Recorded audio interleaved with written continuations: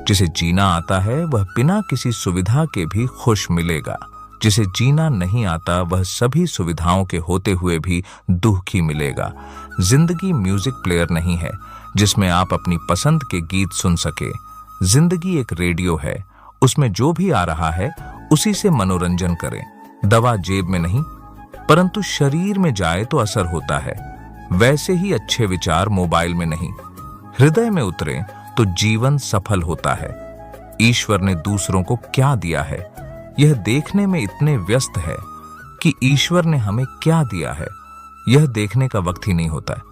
लोग बुराई करे आप दुखी हो जाए, लोग तारीफ करे और आप सुखी हो जाए तो समझ लीजिए आपके सुख दुख की स्विच लोगों के हाथ में है।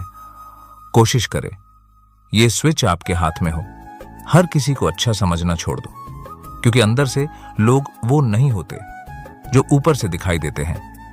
घमंड किसी का भी नहीं रहा साहब। टूटने से पहले गुल्लक को भी लगता था सारे पैसे उसी के हैं। जो धोखा खाने और दुख मिलने के बाद भी गलत रास्ते पर नहीं जाता और ईमानदारी से अपना कार्य करता रहता है, ऐसा इंसान भगवान को सबसे प्रिय है। अंत में ऐसे व्यक्ति की जीत निश्चित होती है।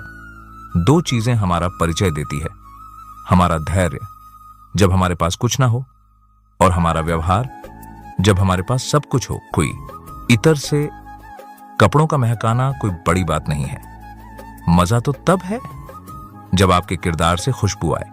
अमीर इतने बनो कि बाज आप कितनी भी कीमती चीज को जब चाहो खरीद सको, और कीमती इतने बनो कि कोई भी अमीर व्यक्ति आपको खरीद ना सके।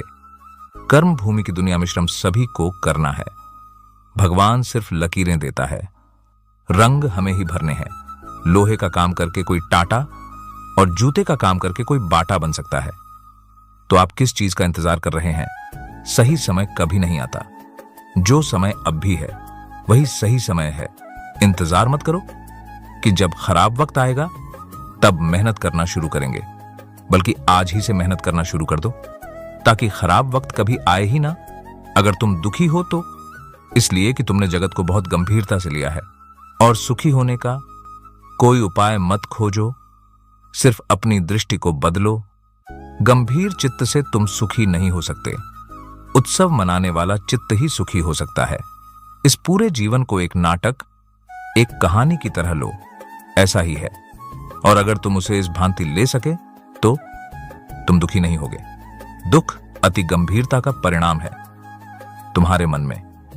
अगर किसी को भी दुख देने का जरा सा भी भाव है तो तुम अपने लिए बीज बो रहे हो, क्योंकि तुम्हारे मन में जो दुख देने का बीज है वह तुम्हारे ही मन की भूमि में गिरेगा, किसी दूसरे के मन की भूमि में नहीं गिर सकता।